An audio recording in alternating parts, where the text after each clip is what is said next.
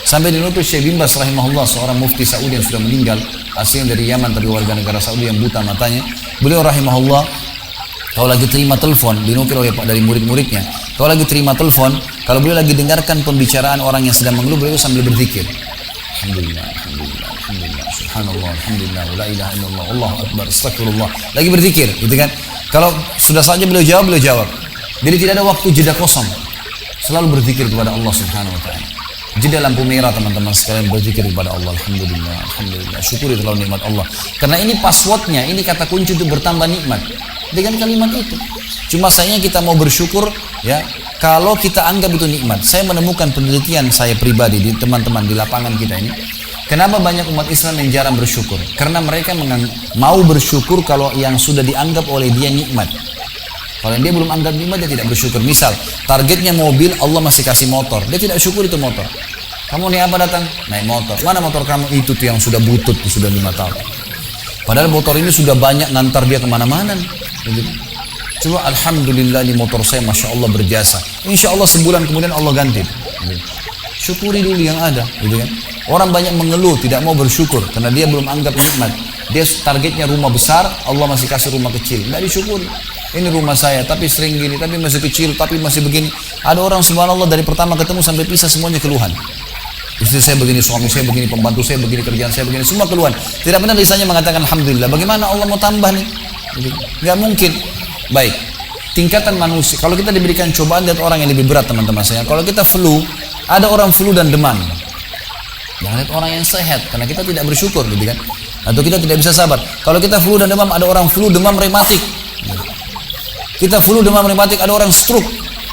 Kita stroke, ada orang meninggal. Maksimal mati, gitu kan? Baik, ada orang yang lebih berat daripada kita, maka kita selalu bisa menjalani kehidupan, gitu kan? Harus begitu memang konsepnya. Dan kata para ulama, manusia ada 3 tingkatan. Tingkatan pertama, tingkatan orang yang paling bawah, bobrok sekali. Dikasih nikmat tidak pernah bersyukur, apalagi cobaan. Ini orang dari pertama ketemu sampai pulang tadi keluhan semua. Semuanya keluhan, tidak pernah lisannya bilang alhamdulillah. Bagaimana keluarga kamu? Istri saya cerewet, suami saya jahat, ini, kerjaan saya tidak baik, saya kerja begini. Padahal dia hidup nih, nafasnya masih masuk gratis nih, nafas. Padahal kalau dia sesak nafas, bayar tabung berapa juta tuh di rumah sakit. Masih bisa bernafas, tidak bersyukur kepada Allah SWT. Ini manusia paling bodoh. Apalagi kalau cobaan datang, flu satu kampung tahu dia flu tuh. Ada golongan yang kedua, orang mukmin. Ini standar, kata Nabi SAW, ajaban di amri mu'min. Sungguh mengagumkan perkara orang mukmin. Wala yakunu dzalika illa lil mu'min. Dan itu tidak dimiliki kecuali orang beriman. In asabahu sarra syakara, in asabahu dharra sabar. Kalau diberikan nikmat dia bersyukur, kalau diberikan cobaan dia bersabar. Udah. Dan sabar ini teman-teman sekalian tangkap definisi dari saya. Sabar itu bukan elus dada duduk manis, salah. Indonesia suka itu sabar ya disuruh duduk. Bukan, salah. Sabar itu kata ulama adalah menerima takdir Allah lalu ikhtiar cari jalan keluarnya. Itu sabar. Kita bangun pagi sakit nih, flu. Terima dulu takdirnya Allah. Allah lagi coba saya. Lalu ikhtiar minum obat. Itu sabar. Jadi bukan sabar duduk manis. Saudara nanti Allah sembuhin kalau enggak bisa. Ini harus difahamin ya. Standar orang yang standar adalah orang mukmin tadi. Ada orang yang di atasnya. Kata ulama, diberikan nikmat bersyukur, diberikan cobaan bersyukur. Ini tingkatan tertinggi. Selalu lisannya pun bersyukur. Bahkan sebagian ulama salaf dari sahabat dan tabi'in, mereka malah bermuhasabah, beristighfar kepada Allah kalau dalam 1 tahun tidak pernah sakit. Mereka malah istighfar, ini ada apa nih? Gitu kan? Karena Nabi SAW mengatakan kalau Allah cinta seorang hamba, Allah akan mengujinya. Karena kalau ujian datang tidak ada waktu untuk bermaksiat. Gitu kan? Mana ada waktu bermaksiat kalau lagi sakit, lagi ada cobaan, lagi ada utang banyak dipikirin, gitu kan? Nggak ada waktu untuk maksiat. Tapi kalau lagi leha-leha, semuanya lagi ada, terbuka sekali itu syaitan. Dikipas-kipas sama syaitan. Ayo zina, ayo gini, ayo ke diskotik, ayo gini, buat ini, nggak apa-apa nanti taubat. Ini digoda sama syaitan. Nah, tingkatan ini tertinggi teman-teman sekalian. Bagaimana memahaminya? Bagaimana kalau diberikan nikmat bersyukur baiklah. Setiap minum alhamdulillah, makan alhamdulillah, apa saja alhamdulillah. Dan kita tahu, minum disuruh habis minum baca alhamdulillah, habis makan alhamdulillah, bangun tidur alhamdulillah. Tujuannya supaya nikmat itu terus bertahan dan bertambah, gitu kan? Baik. Kalau kita diberikan cobaan, bagaimana caranya bisa bersyukur? Ulama berikan gambaran. Dengan cara tadi menggunakan kaidahnya, membayangkan sesuatu yang lebih berat daripada itu. Misal, ini saya kasih contoh.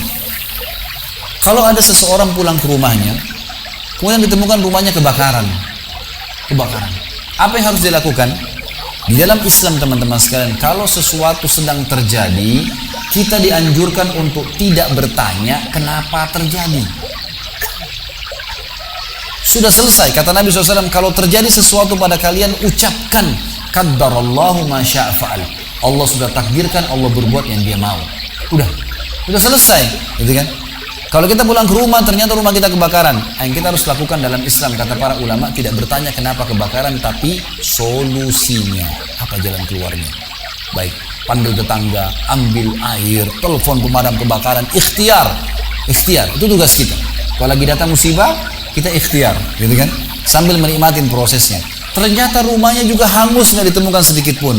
Apakah dia masih bisa bersyukur, teman-teman sekalian? Jawabannya iya, dengan sangat jelas. Dia bisa mengatakan alhamdulillah saya nggak di rumah pada saat itu. Kalau saya di rumah, saya ikut terbakar. Dan puncak daripada masalah kalau seseorang sedang ditimpa musibah, teman-teman sekalian, kata ulama, adalah puncak mustajabnya doa. Puncak mustajabnya doa. Jadi kalau musibah sedang datang, itu luar biasa hubungan seorang hamba